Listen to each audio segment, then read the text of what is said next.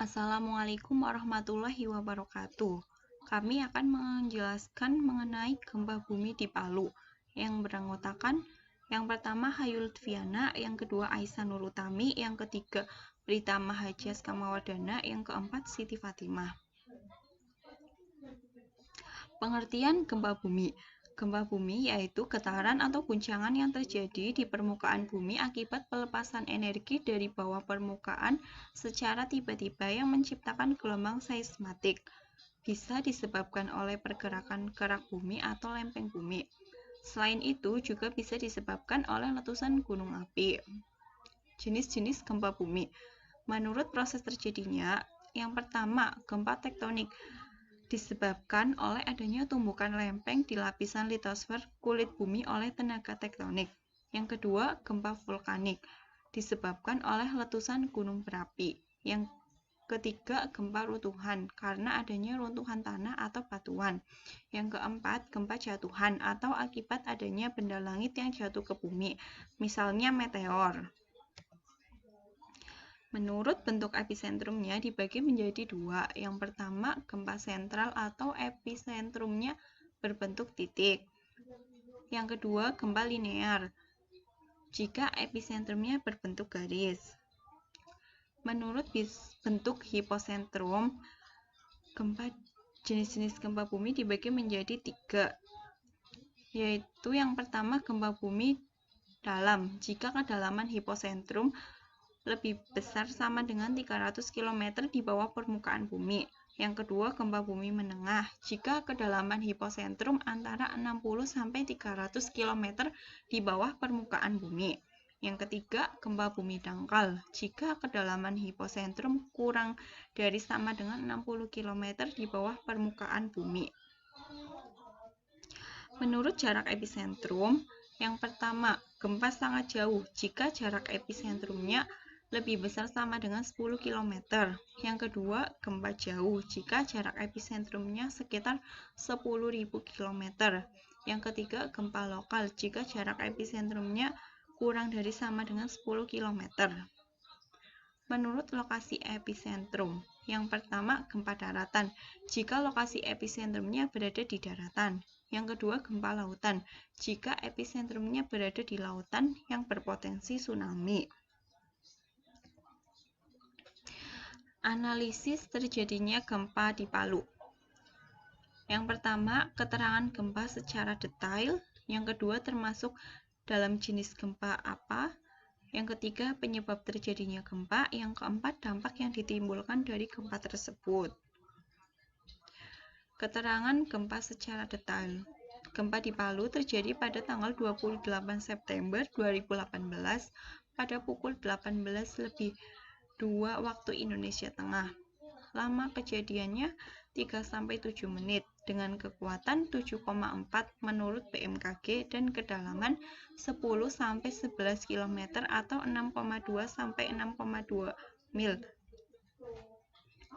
Gempa tersebut memicu terjadinya tsunami dengan ketinggian 5 meter. Kerusakan total 66.390 rumah hancur dan terdapat korban jiwa.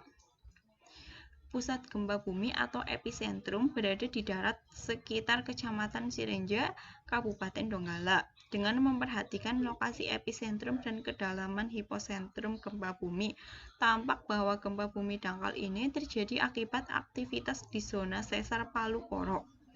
Sesar ini merupakan sesar yang teraktif di Sulawesi dan bisa pula disebut paling aktif di Indonesia dengan pergerakan 7 cm per tahun.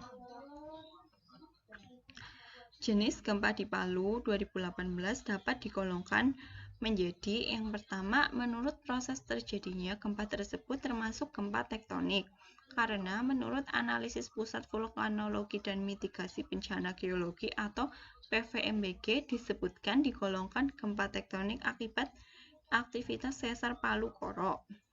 Yang kedua, menurut bentuk epicentrum, gempa tersebut termasuk gempa linear.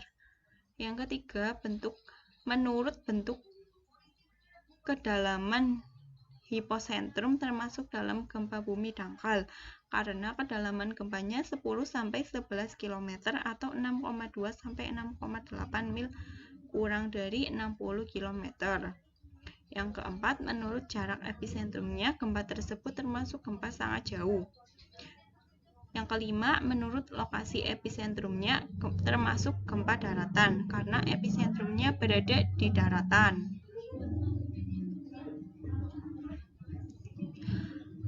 Penyebab terjadinya gempa. Yang pertama, terjadi akibat area Palu dan Donggala yang berada di antara tiga area lempengan tektonik. Yang kedua, terdapat tiga patahan yang menjadi penyebab gempa, di mana patahan tersebut disebut patahan Palu Koro, patahan Sadang, dan juga Palung. Yang ketiga, karena adanya likuifaksi atau pencairan tanah. Berikut ini adalah video dari likuifaksi.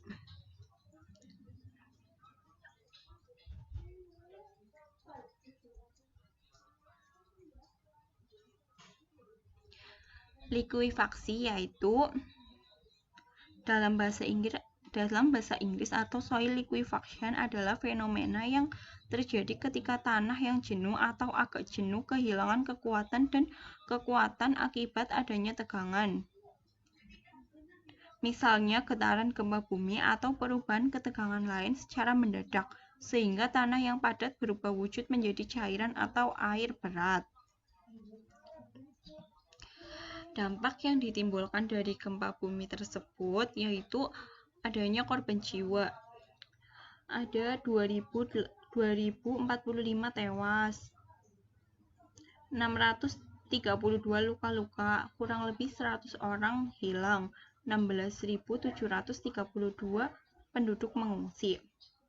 Adanya area yang berantakan, banyaknya kerugian material, trauma yang ketakutan, dan aktifnya beberapa gunung Merapi. Berikut ini adalah foto sebelum dan sesudah gempa bumi yang disertai fenomena likuifaksi tanah mengguncang Palu.